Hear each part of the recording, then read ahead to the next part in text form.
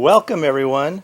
This is the April 19th TV Toastmaster. Yee-hoo! We're going to have a great meeting today. We have some guests in the audience, BJ Harris and Jessica Bailey. Thank you all for coming. I would like to make an announcement that one of our club members, Rick Barron, is going to compete in the district contest, right? And the conference is coming up. It'll be May 2nd through the 4th at the Roberts Center in Wilmington, Ohio. So everybody should plan on going to that. We're going to have a great meeting today. We have 3 speakers, and I'd like to introduce our Toastmaster for the day, Carol Kormelink. Thank you, Mr. President. Welcome, Toastmasters and guest. We do have another guest who's a Toastmaster, but we're privileged to have David Levy with us, and you'll be hearing a speech from him later on. And also, David is a contestant, so you have an extra piece of paper today, which is the evaluation form. We're doing a group evaluation where you will come up after his speech when it's in evaluation and do that. We have our agenda is set up into 3 parts. We have the first impromptu speaking part, then we have the prepared speakers, and the important thing about Toastmasters, you immediately get feedback on what you did well, what you might improve the next time, and what your strengths are. That's the third part of the meeting, and then we have the wrap-up. I would like to start our meeting today. I'm the Toastmaster. My job is to keep the meeting running on time and introduce everything. Our Tabletopics master, our word of the day, our grammarian is Rick Barron. If you'll tell us what you do, Rick Barron, advanced communicator, bronze, and advanced leader, silver. Thank you, Carol. Word of the day, counter, and grammarian. 3 hats on this one little head. What I do is I help us improve on use of the English language, identifying any verbal crutches we may use or stretches of the English language. In addition, I challenge every speaker who comes up here today to use the word of the day. And the word of the day today is dyad. Dyad is a noun meaning a group of 2, couple, or pair. The most important relationships are those between 2 people, forming a dyad. Can also be used as an adjective, dyadic, meaning of 2 parts. I will leave this sheet up here to remind you to use the word of the day, and I'll get my little check sheet out and see how everybody does today. Thank you, Carol. Thank you, Mr. Word of the Day, dyad. And our meeting isn't in 2 parts, it's in 3 parts, so we're a triad, I guess. Our next part of the meeting is the fun part.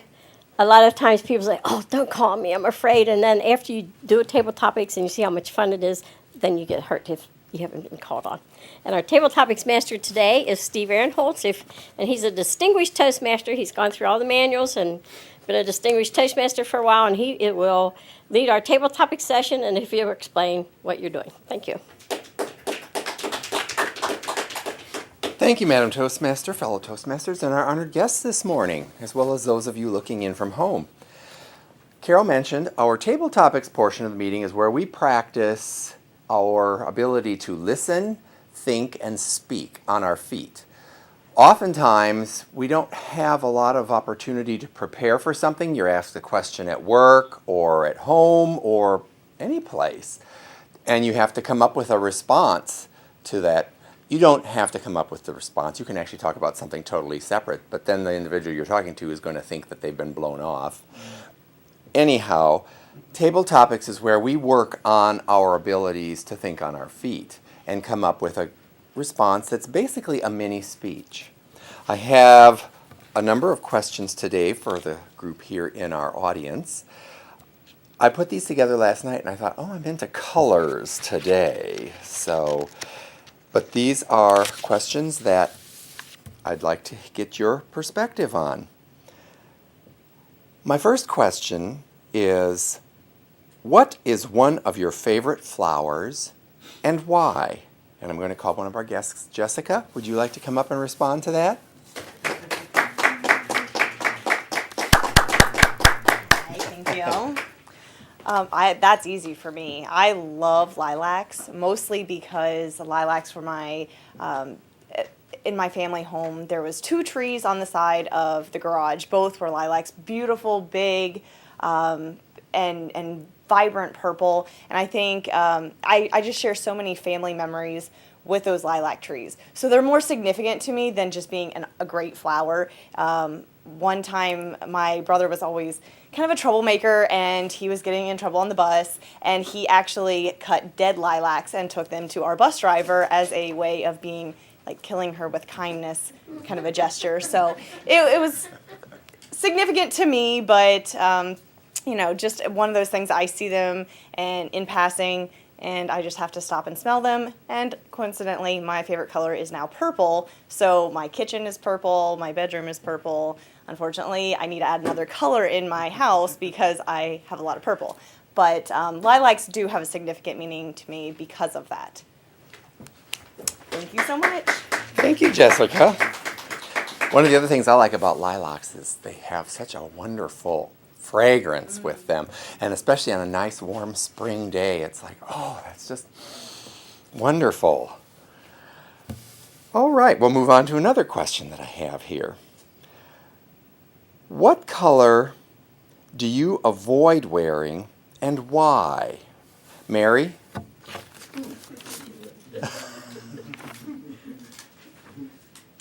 Mary's our timer today, too, so I have to give her an extra minute to get back up here. She's trying to, I think, avoid me so that maybe I'll ask somebody else. Thank you. What color do you avoid wearing and why? Okay, what color do I avoid wearing? I try to avoid red.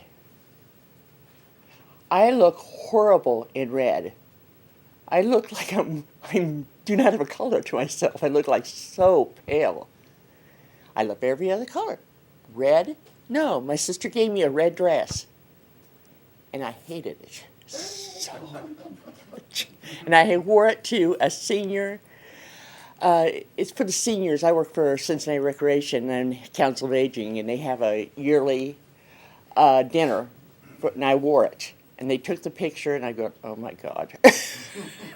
But that is why I do not like red. Thank you, Mary. Well, I guess I won't stand next to you when I wear one of my favorite colors, which is red.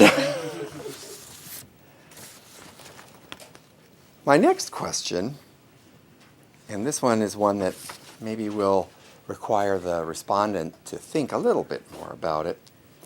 Are there colors you think cars should not be, and why?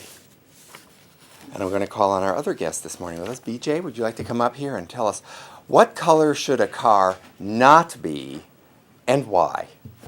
Help me welcome BJ Harris. Good morning, everyone.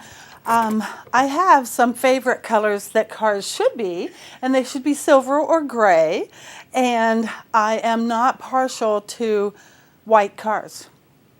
I think they show the dirt, although the statistics show that people buy white cars because they say they don't show the dirt. But I think red cars are fabulous. I don't know what happened to the color scheme of cars. We used to have all kinds of different colors of cars. Today you have black, red, and white. And then the occasional, blues and things like that. But if I had to pick a color that cars just should not be, it would be white. Thank you, Steve. Thank you, BJ. I guess it depends on what color the dirt is where you drive your car as to how well it shows that color. Let's see, Madam Toastmaster, do we have time for one more table topic? Okay. Let me pick one of these. What do you consider a good color for the front door of a house, and why? Michelle?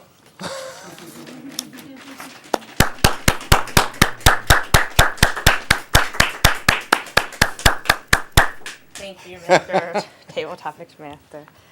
What color do I think is good for the front of a house and why? The front door. The front door, I'm sorry. I'm gonna have to go with white because that's the color of my front door. So I wanna make sure that I'm on point here.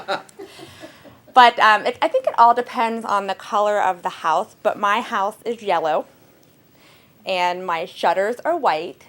So therefore I want my shutters and my door to match. I think that has some type of coordination. My gutters are white as well, so I try to make the trim of my house all match my door, but my house is yellow. I live down in Columbia, Tusculum, where you see kind of little quaint old houses. My house was built in 1892. It was rehabbed in the 80s.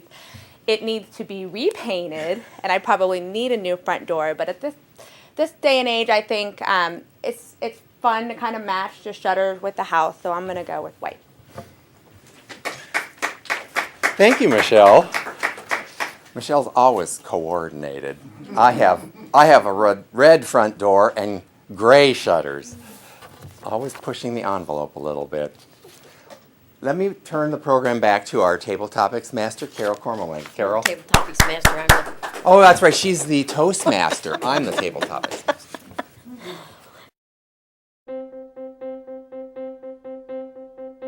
Name an effective political leader in history who couldn't speak well.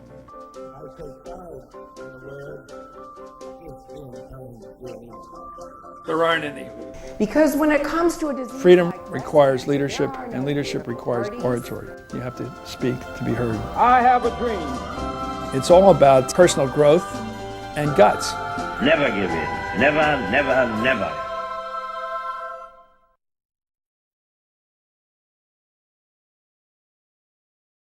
Now we go to the prepared portion of our meeting where the speakers have a project that they are meeting the objectives of. And our first speaker today will be giving a speech from Project 3 in the Basic Communication Manual.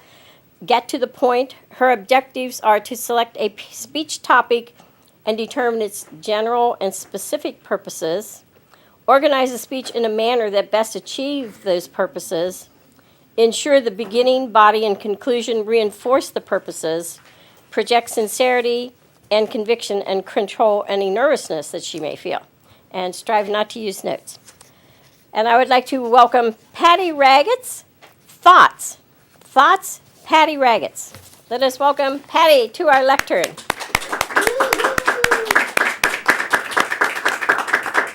Thank you. I thought there was a shelf there. So I'll just put it here.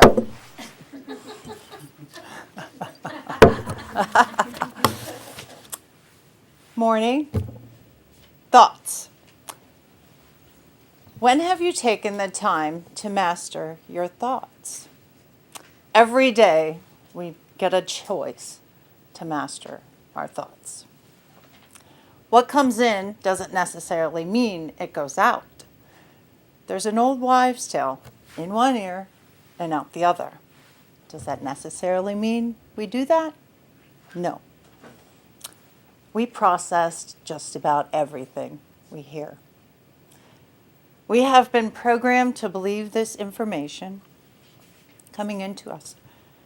Most words that have filtered into us are negative. Should, would, could, can't, but, shame on you. These words are a few words that I consider distortions. They destroy our ability to have confidence and to see something greater can be. Where do these come from anyway? Parents, teachers, media, siblings, co-workers that have been brought up in the old paradigm of thinking. Paradigm is the theory of knowledge, a distinct concept of thought pattern. the change in the basic assumption and how we see our information. We get to choose to see through a new pair of glasses, to see through a new lens. Always allowing yourself to shift into a new thought pattern takes commitment on your end. Daily deleting the old, replacing it with the new. I can, I will, I am. Trusting you were born to be a powerful, infinite, magnificent being that you are. Truly takes time to be mastered. Only good thoughts are a practice of discipline, learning to clear the mind of the old. Can be done by daily meditation and making a conscious decision to delete what no longer works. Many of us resist new ways. How to get there? You study people that speak to you in inspiring terms. It fills you up. It makes you want to be more positive. Learning to take a 5-second delay before we respond can be one of the most powerful tools you can use to create better thoughts. We are responsible for the words we speak. Our thoughts contribute to the tone in our voice. By deleting judgment, anger, blame, control, frees us up of the old paradigm of thinking. Our thoughts are dyadic, made up of negative and positive. No, you always get to choose. What kind of thoughts do you want spoken to you? Thoughts become things. Knowing we have a choice can change your life and those around you. When we master our thoughts, we can come from more truth. Truth? Wow! What's that? A foreign object to many. Truth does come with a deliberation of delivery. How you say the truth to inspire someone to change can be the most effective tool in your toolbox. What kind of message of truth do you want the person to leave with? To feel good about themselves will always get you to be remembered. Thoughts, remember, are filtered through to words. We never want to regret the words we speak. Leave your thoughts behind on someone that encourages and inspires them to be the powerful, infinite, magnificent being that they are. When you leave a mark like those, you have truly mastered your thoughts. Then in which you can celebrate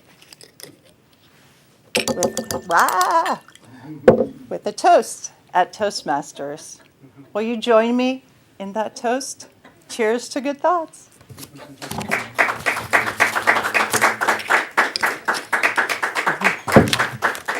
Thank you, Patti. Here. We will take a moment now to write our notes to Patti on her speech, and we'll be right back. What future do you envision for yourself? What dreams do you have? If you want your dreams to come true, you must have confidence in yourself and your abilities. A Toastmasters Club can help you build that confidence. A low-cost learning experience for men and women. Toastmasters shows you how to express yourself clearly and effectively. Make your dreams a reality. Join a Toastmasters Club.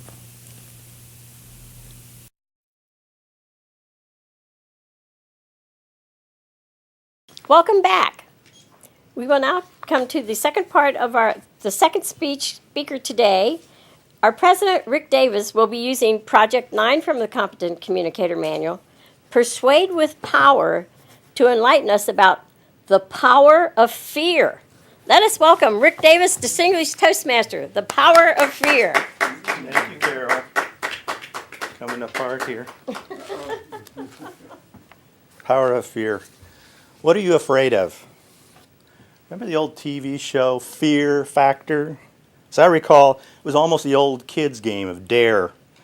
They would come up with some horrible concoction of who knows what. The contestants would attempt to choke it down, whether it be eyes or brains or cockroaches or worms. In retrospect, I don't think it was so much fear as it was disgust. Fear is normal. And generally, it's not a bad thing. It's normal for us to fear falling down, falling off of a cliff, drowning, an IRS audit. Yeah. This is normal. It's very adaptive. Our ancestors who avoided cliffs, who avoided water, and who avoided confrontational fights lived to reproduce and continue the species. There are also situations where something scares you. Boo! Fight or flight, and that's a good thing. Our body kicks up its adrenaline and saves us. But there are situations at the other extreme. Think of the other extreme. There are people who are afraid of the number 13. They're afraid of being outdoors. They're afraid of stepping on lines. These are called phobias and fears that are not adaptive. The fear of 13 is triskaidekaphobia. Outdoors is agoraphobia.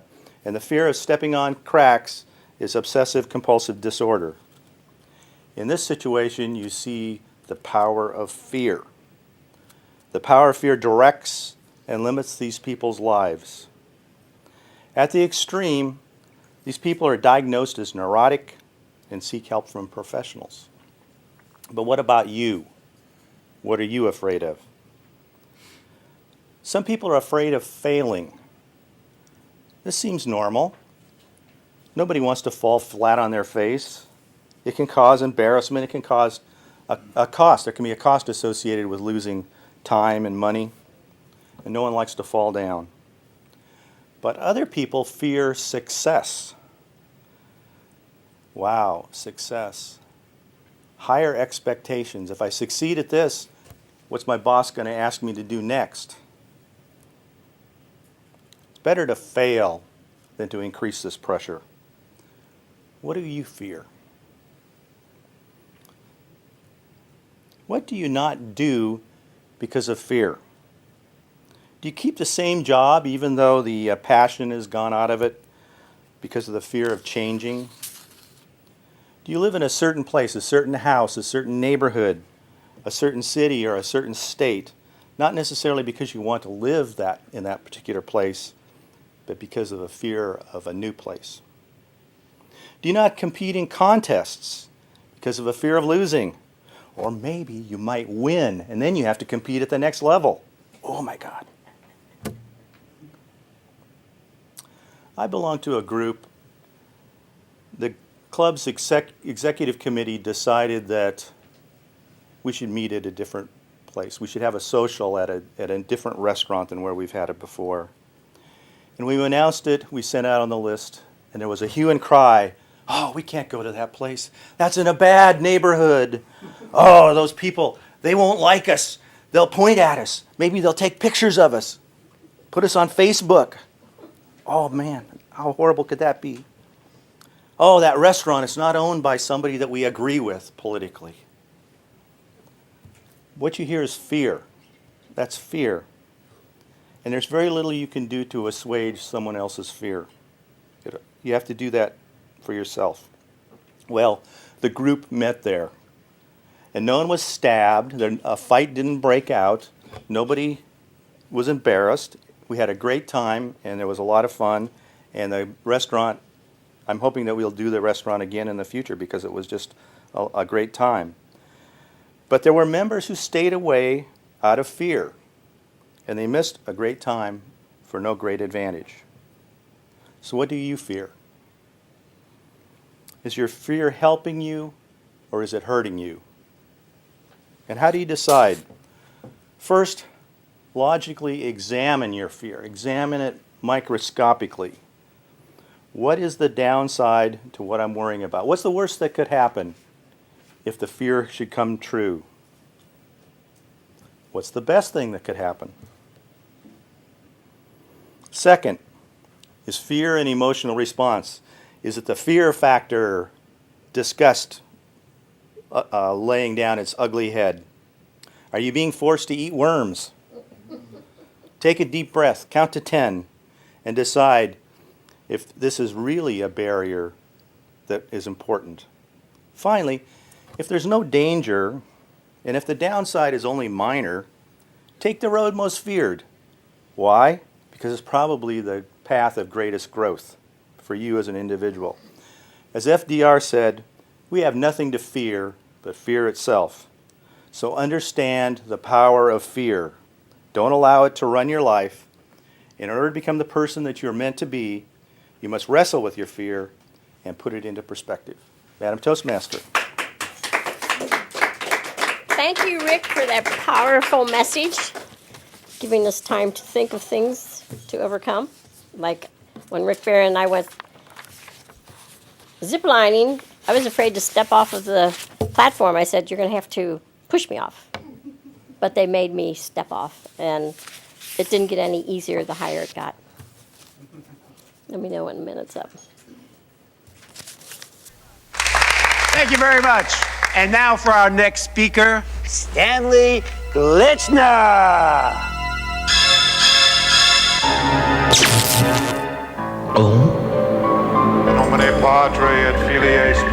Speaking in public doesn't have to be a death sentence. At Toastmasters, we can help you overcome your fears.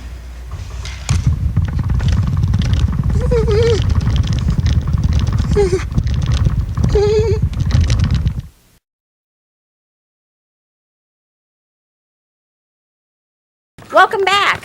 We now come to our third speaker, and we are privileged today to have a speech that is going to be given in an international speech contest at the district. When the district winner wins, whoever wins at the district will compete in Malaysia in August, and they will be sent there free. You do have a special evaluation sheet that if you will please fill that out for David, and if you want to come up and make comments afterwards or just give him that, but that's very important that he gets feedback on what you liked about his speech, what could be changed, what he could do better. He will be talking about David Levy. Levy? Mm-hmm. Yes, Levy. He will be talking about the day that almost wasn't, and let's hope that he provides a really good contest speech here and is the winner at our district. David Levy. Thank you, Karen.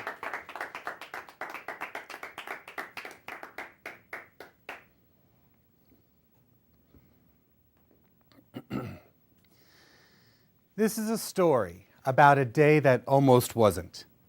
A day on which I learned a very important lesson, but almost didn't. A lesson which, by the way, you can ignore. But I wish you wouldn't. And the reason why I wish you wouldn't might best be understood if I could describe this day for you backwards. It's 10 o'clock at night, and all the rides in the park are beginning their final run before calling it quits for the day. And taking the final run on the Vortex, strapped in to the front seat, are me and my 8-year-old son, Tyson. The ride begins. We start our 12-story ascent, clearing the tree line and heading into outer space. But then it is back to Earth and straight into the first 2 of what will be 6 inversions on this ride. And after that, it is all just screaming and laughter until the ride comes to that short, sharp stop that roller coasters do to give you that last little rush. But then, from out of the darkness, a voice rising up like lava from a long, dormant volcano. That was awesome! My son was right. It was the perfect end to the perfect day. This day that almost wasn't. And it's true, the Vortex was awesome, but it's also true that my son used awesome to describe all of his favorite rides that day. Before the Vortex, it was the Italian Job, a roller coaster featuring an intense fireball and near decapitation of its riders at the very end. Before the Italian Job, it was the pirate ship, where every other swing was certain to put your stomach into your mouth. Before the pirate ship, Delirium, which, let's just say, has every right to be called Delirium. Awesome, awesome, awesome. But the ride that started it all, the one which set the tone for the day, the first ride to receive the awesome seal of approval from my son, was the Extreme Flyer. Now, for those of you unfamiliar, I'd like to take you for a ride on the Extreme Flyer. You and a partner are harnessed together in a dyad. A line is attached to the spine of your harness. The other end, 105 feet in the air at the top of a giant arch. A chain is attached to your belt, and you are pulled backwards and up into the air by a crane until you are even with the top of the arch and facing the ground. The teenager responsible for this ride, take a moment for those words to sink in, the teenager responsible for this ride gives you the thumbs up. That's your cue to pull this ripcord, freeing you from the chain to the crane, causing you to free fall until the line to your spine goes taut and you begin to swing, hitting speeds of 67 miles an hour, coming within 6 feet of the ground as you pass through the arch and fly. This is the first ride my son saw when we got to the park that day. And when he saw it, he said, "I want to ride that one." And now a little confession. Prior to this moment, I hated thrill rides. I was terrified of them. If ever I went to an amusement park with friends, they would goad me all day long to ride a ride. And when I finally would, if I finally would, it was always with knuckles white from clenching whatever safety restraint I had at my disposal and chanting my favorite mantra over and over again. Competent engineers designed this ride. Competent engineers designed this ride. Over and over until the ride was over, I could thank my friends for the good time and swear never to go on a ride like that again. Unfortunately, I never had to until today. Yes, for 2 years we've been coming to this park, but for 2 years my son had been too short to ride any of the rides. The closest we ever got was for him to measure himself against the "you must be this tall" line, and for me to have to tell him, "Sorry, son, maybe next year." But for as long as I knew that next year would one day come, when it finally did, I was embarrassingly unprepared for it. And so when Tyson said, "I want to ride that one," it was literally the most terrifying moment of my entire life. And all I could think to do was to stall. So I said, "I don't know, Tice, that ride looks kind of scary to me." And then, God bless him, just because Daddy said so, he agreed. He looked at that ride again and said, "Yeah, that does look kind of scary." And I'm over here thinking, great, all I have to tell him is each ride looks scary, he'll agree, and I won't have to go on any of them. I won't have to face my fears, and that's when I noticed the change that had come over my son. As 2 years of enthusiasm and anticipation drained from his body all at once. And I thought to myself, I just did that to him. Fellow Toastmasters, honored guests, parents, teachers, coaches, aunts, uncles, if you are an adult at this room, at some point a child will look at you for clues as to how to behave, how to treat others, what to fear, how to live. You may not even know that they're doing it, but they're doing it. What messages are you sending them? I knew at this moment I was sending my son the wrong message. If I wanted to let my fears rule my life, that was my business. But what right did I have to foist my fears upon him? He knew this ride had been designed by competent engineers. Now, maybe he didn't have those words for it, but he knew he didn't have to be afraid of this ride. That is, until Daddy told him to be. And I realized that if I wanted to prevent him from inheriting my fears, I was going to have to swallow them myself. And before I could even fathom doing it, the words were coming out of my mouth. And I said, "Yeah, that ride does look kind of scary, but it looks like a fun kind of scary. Let's go." And they harnessed us up. They drew us back. I pulled that ripcord, and we flew. And this day that almost wasn't, was. And it was awesome.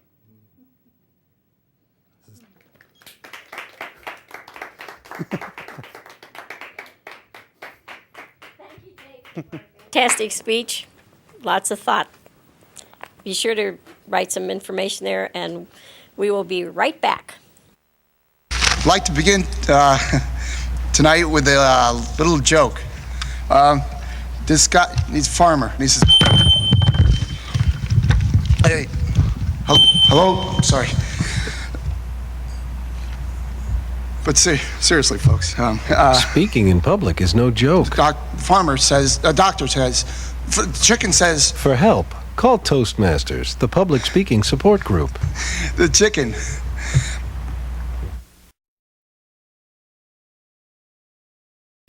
We now come to the most important part of the meeting, and welcome back. We will have the general evaluator, who today will be Michelle Lewis. Michelle Lewis is a competent communicator, and we will welcome Michelle Lewis. Thank you, Madam Toastmaster. What a fun meeting so far. And now we will transition into our evaluation portion of the meeting, which is where we really learn to grow. This is where we get feedback from our team of evaluations, as well as the timing. We'll have the grammarian speak. Really an opportunity for our speakers today to get positive feedback and understand how they can improve themselves. Without further ado, I'm going to introduce my first evaluator for the day, which is Rick Barron. Rick will be evaluating Patti's speech, and Rick will likely use a dyadic approach, where he will give both positive feedback as well as areas of improvement. Mr. Rick Barron. Thank you. When have you taken the time to evaluate your thoughts? A topic that each and every one of us pondered, Patti, as you posed that question to us. Sitting back and reflecting how often our thoughts betray us. And that's really what you were talking about in your speech. That how we have been programmed by people in our lives and society to essentially use our thoughts to betray us. And you came up and gave us some great tools to be able to change that. The objective of your speech was get to the point, to have a general purpose, a specific purpose, and to project that with sincerity and conviction. It was very clear that this is a topic that you're passionate about. Good hand gestures, great eye contact, very emotional in the appeal that you gave to us. You did have to use your notes a little bit. I thought the note use was more as a guide to tell you, to say where you were in the speech. So you didn't read from the notes, you just glanced down, looked to see where you were, delivered that portion of the speech, glanced down again. So one improvement area that you might want to do is to just move the notes up a little bit further, use larger font, okay? So that when you glance down, you don't have to glance all the way down. You can just glance up here. So just kind of moving your eyes down instead of moving your head down.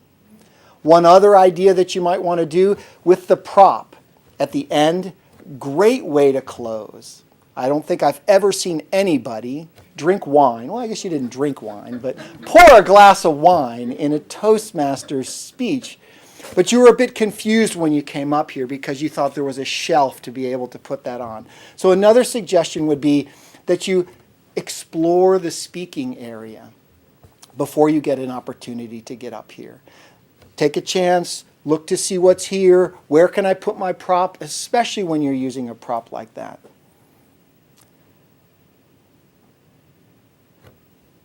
The tools that you gave us to be able to reprogram our thinking are ones that each and every one of us can use in our daily lives. Take a little bit of time to meditate.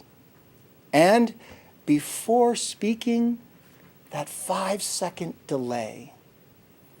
Two very useful tools that will help us master our thoughts, change that programming to get different results. Congratulations. Ms. General Evaluator. Thank you, Rick. Now evaluating our next speech is myself. So I will be evaluating the speech of Rick Davis, The Power of Fear. This was project number 9, Persuade with Power. What an interesting topic. We all can relate. We all have some sort of fear. So Rick did a great job finding a topic that was really relevant for all of us. His objectives were to persuade our listeners to adopt his viewpoint or ideas to take some action, to appeal to the audience's interest, use logic and emotion to support his position, and to avoid using notes. Rick did a great job of incorporating questions. So throughout the speech, he gave a common theme. What are you afraid of? So he really helped us to think throughout the speech. I may not be afraid of the number 13, but what am I afraid of, and how can I learn to conquer those fears? He gave a personal experience, which is really important in storytelling and speeches because it helps the audience think and relate. He also gave us a call to action. That was one of his objectives, but very important. A lot of times you start speaking and you realize someone didn't actually give me a call to action, and he did. He said, examine your fear. What is the fear factor or the barrier? Is it really important? And take the road most feared. So he challenged us. He made us, we always tend to go to the way of the road less feared, and he made you actually think it through and gave you a call to action.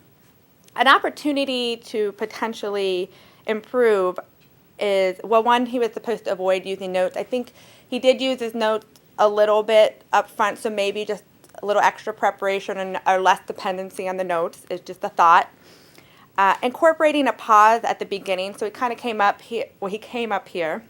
What are you afraid of? And went right into his speech. Maybe pause a little bit longer, as Rick mentioned. Pauses have a lot of value when presenting a speech.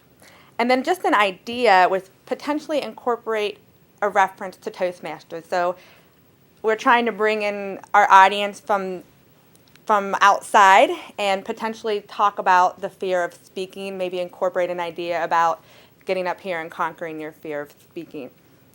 Again, great topic. Rick does a really good job of incorporating humor without trying to. So he's so casual up here, but does such a good job of casually speaking and getting his point across. So really enjoyed Rick's speech and look forward to the next one.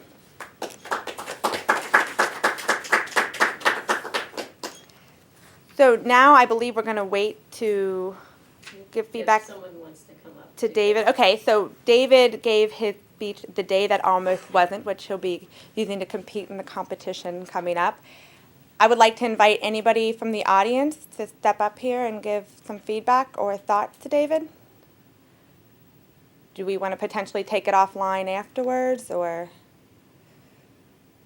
No one's going to come up. Well, I have to say, from my opinion, it was really difficult to give you any negative or areas of improvement because that was a phenomenal speech. I mean, you hit every element to the T, in my opinion. And it was such a simple story. It was a day at the park, but it was such a great, powerful message. So, in my opinion, you nailed it, and I wish you the best of luck in moving forward. And if anybody else has some thoughts to share with David, you can do that after the meeting. I can do one. Oh, okay, great.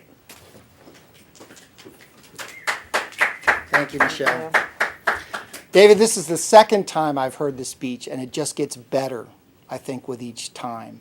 I know that you're going club to club to club to practice it, and I applaud your dedication in making this work because it's tough to compete at the district level. It really is. And as Michelle said, the speech is very, very refined. I'm sure that you've given it dozens and dozens and dozens of times. Absolutely. And as I reflect back on the speech, the one thing that I don't recall hearing, and that is that you were at Kings Island. And I knew you were at Kings Island because I heard the speech before, but at least for me, I caught myself trying to think, well, where was he? And I wasn't sure why you didn't mention Kings Island, or if you did, that I didn't catch that.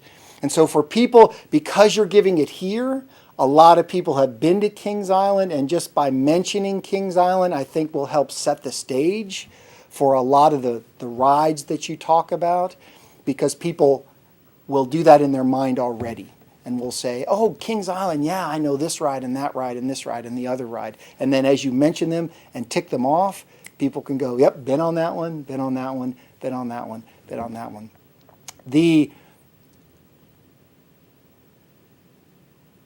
almost hanging yourself on the cable, I think, was classic, because that gives everybody, I've been on that ride, the one that you started with, and it gives the exact impression of how it feels, almost hanging up there like that. So you're very good with the gestures, very good with the tonal inflections. I mean, overall, it was hard, as Michelle said, to really find something. I think we should try, I know you videotaped it, and that's, I think, the way to do it, is to go dissect it literally, minute by minute, and say, did I really say that? Did I really look away? Did I really? And that's why I suggest people come to TV Toastmasters, because they get to do their own evaluation. Congratulations and good luck.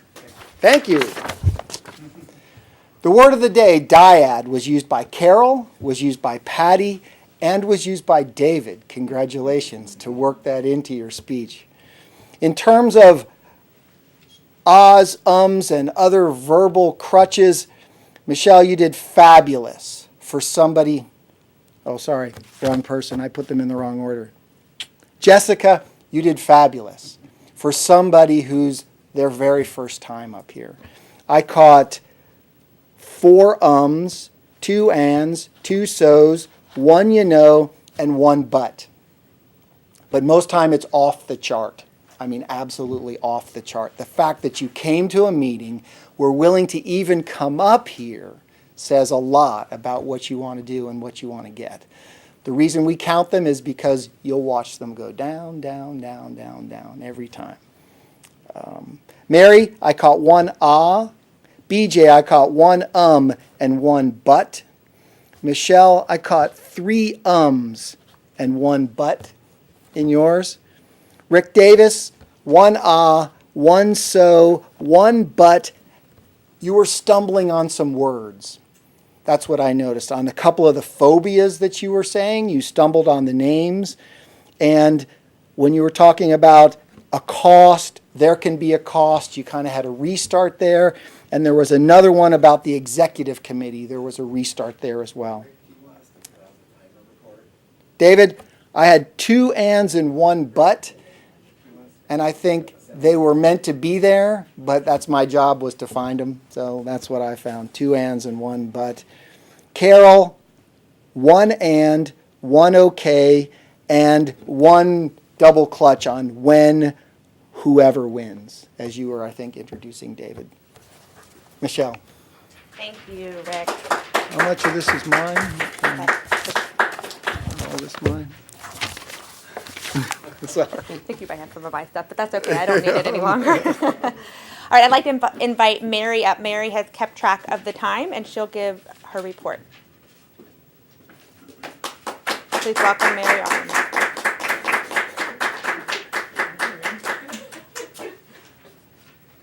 It takes me a while to get up. Thank you.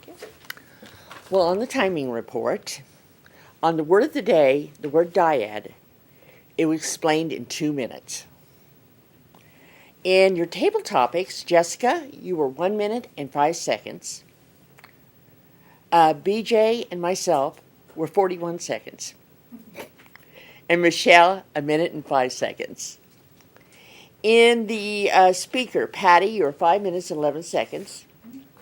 Rick Davis, 5 minutes and 53 seconds. And David, 5 minutes and 54 seconds. In the evaluation, Rick Barron, you were 3 minutes.